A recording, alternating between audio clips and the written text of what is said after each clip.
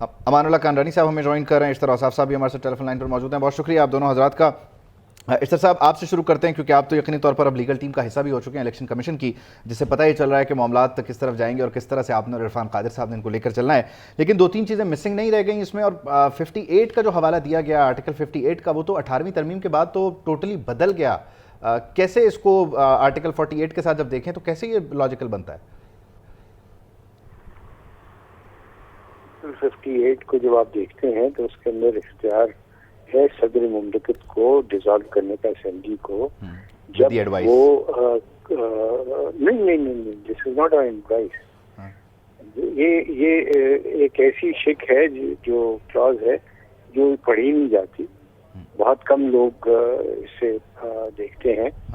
और वो ये है कि जब एक प्राइम मिनिस्टर के खिलाफ नो कॉन्फिडेंस जो है उसको एक्सेप्ट कर दिया जाए और वो कामयाब हो जाए और कोई उनकी जगह प्राइम मिनिस्टर नहीं बन सकता, तो सदर के पास डिस्क्रेशन है कि वो असेंबली को डिसॉल्व कर दें और फिर इलेक्शन का डेट का अनाउंस करें। It is in that context जो सारा कुछ देखा जा रहा है, it is out of context जो कह रहे हैं ना कि तो सदर मुमलिकत का इख्तियार वहां पे है जब वो खुद असेंबली को डिसॉल्व करते हैं। ठीक है, लेकिन प्राइम मिनिस्टर की एडवाइस पर जब वो डिसॉल्व करते हैं तो फिर ये सदर का इख्तियार नहीं रहता, फिर ये इलेक्शन कमीशन का इख्तियार है। ये कहाँ लिखा हुआ है आइन में अमानुल्लाह कानरानी साहब? सिनारियो है। अख्तर साहब बताइएगा, ये आइन में इलेक्शन कमीशन का भी तो फिर कहीं पे इख्तियार नहीं है, उसके लिए तो फिर सादा कानून है इलेक्शन एक्ट का, और फिर वो आइन पर तो सुप्रीम नहीं हो सकता। नहीं, देखिए यहाँ पे आइन नहीं लिखा हुआ तो फिर लॉ ही प्रिवेल करेगा ना। तो जब आप देखते हैं कि 58 के अंदर जब असेंबली की जो डिसोल्यूशन है on the advice of the chief minister, that's different. But ये मैं जो आपको बात कर रहा हूँ, this is dissolution of the assembly on the discretion of the president. ठीक है, और आर्टिकल 48 में जहाँ लिखा हुआ है इफ द प्रेसिडेंट डिसॉल्व्स, वहाँ तो ये नहीं लिखा हुआ कि किसकी एडवाइस पर और किस तरह से, तो वहाँ पर भी इलेक्शन कमीशन का जिक्र नहीं है। इसमें कैसे इसको इसीलिए तो लिखा, इसीलिए तो देखिए फिर अगर ये लिखा होता if the president dissolve the assembly on the advice, तो फिर तो वो हो जाता है ना। लेकिन सर फिर वो इफ द प्रेसिडेंट डिसॉल्व्स पे आकर तो फिर वो हर तरह से डिसोल्यूशन जो है वो फिर प्रेसिडेंट के इख्तियार में आ जाती है ना, कि अगर डिसोल्यूशन हुई है किसी भी तरह तो फिर सदर ने ही उसकी तारीख देनी है। मैं अमानुल्लाह कानरानी साहब से भी इस पर रहनुमाई ले लेता हूँ, आपके साथ साथ ही हैं। कानरानी साहब प्लीज आप भी ऐड कीजिएगा इसमें कि 48 में जहाँ लिखा हुआ है इफ द प्रेसिडेंट डिसॉल्व्स, तो फिर तो एक बड़ा वास्ट है ना कि फिर वो वजीर आजम की एडवाइस पर कर रहे हैं या खुद से हो रही है 48 आवर्स बाद, असेंबली तो डिसॉल्व हो गई तो फिर सदर ने ही तारीख देनी है 48(5)(a) के तहत। देखिए जी, ये बहुत सारे हमारे सीनियर वकला हैं और उनका जो दानिश है वो कानूनी तौर पर बहुत दुरुस्त है, मगर मैं थोड़ा सा अलग बात कर रहा हूँ कि असल चीज जो है नियतों का होता है।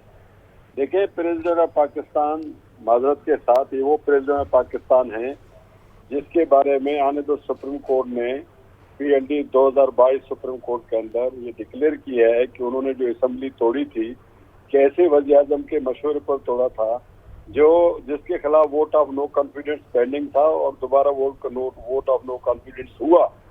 अगर तो वो प्रेसिडेंट ऑफ पाकिस्तान वाकई फेडरेशन का नुमाइंदा है, पार्टी का नुमाइंदा नहीं है, तो आप फुल स्टॉप कामा का उसको कोई बेनिफिट दे सकते हैं। मगर यहाँ तो टोटली एक पार्टी है, वो एक प्रेसिडेंट नहीं है। Now mister Alvi is not president, वो अलवी नहीं है, अब अलील सदर है, अलील सदर। अब किसी वक्त भी उसका डिक्लेरेशन आ सकता है, वो दिमागी तौर पर अलील हो गया है, तो लिहाजा he is no more president as far as my impression is concern.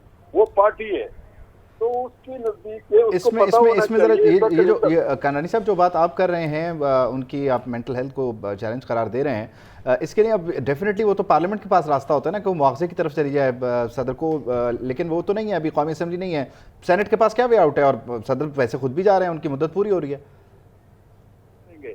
एक बंदा दिमागी लिहाज से पागल हो जाए और डॉक्टर का बोर्ड कह दे कि पागल हो गया, तो फिर भी आप सदारत में बिठाएंगे उसको?